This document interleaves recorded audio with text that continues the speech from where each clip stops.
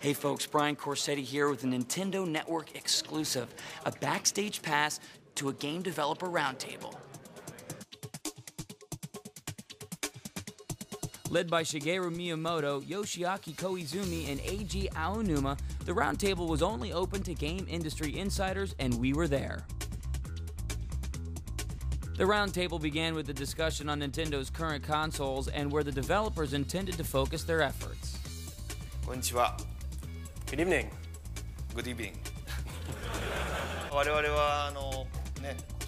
First of all, for us this year, one of the most important topics is what are we going to be doing with Wii and DS? And of course today we did announce Wii U, but because that's not going to be coming until later, tonight what we'd like to do is focus more on Nintendo 3DS. Nintendo eShop opened yesterday for Nintendo 3DS, and as of today, there are 10 3D trailers of games that are appearing here at E3 that are available for download. How many people are using the Street Pass? If you have it with you and it's turned on, you perhaps have gotten my Mii tonight. It's not my official Mii that's being distributed on the show floor. This is my personal private Mii on my own system. The official Miis all have gold pants. Next, new Nintendo games were discussed. Mr. Aonuma introduced The Legend of Zelda Skyward Sword. And there's actually an entrance into the Siren World here within the forest. If you thrust your sword into the ground like so, this forest setting changes into sort of a different world and has a different feel to it. The biggest hallmark of gameplay in Skyward Sword, I think, really has to do with the idea of being familiar with your environments, understanding how they're laid out and how you need to move through them, because you're going to see those areas multiple times and you're going to interact with them different ways.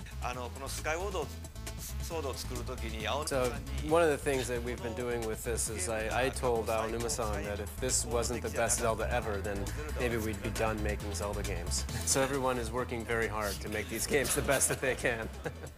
Next, Mr. Koizumi introduced Super Mario and revealed a special treat for the Legend of Zelda fans. In honor of the 25th anniversary of The Legend of Zelda, we decided to create a very distinctive stage.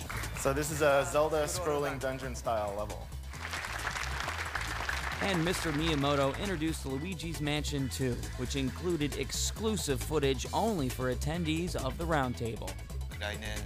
Perhaps you can look forward to it relatively early next year, and that's a game that we announced today for the first time, and that's Luigi's Mansion 2. And was wondering when we were going to have an opportunity to do so, but fortunately we found a great partner who could help us out with it.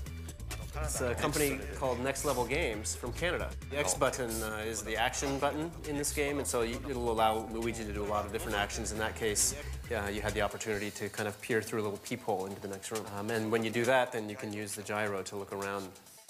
And this game has a map that's always displayed on the bottom screen. So if you play on the top screen while keeping an eye on that map on the bottom screen, you'll find that there are a lot of secrets to discover. Really, the reason that we made this is because I wanted to. I have become personally responsible for this project. Next, the floor was opened up for questions. I'm wondering where the whole association between raccoon tails and flight or gliding came from in the first place. So, I think what we should do is call down Takashi Tezuka, who is here in the audience.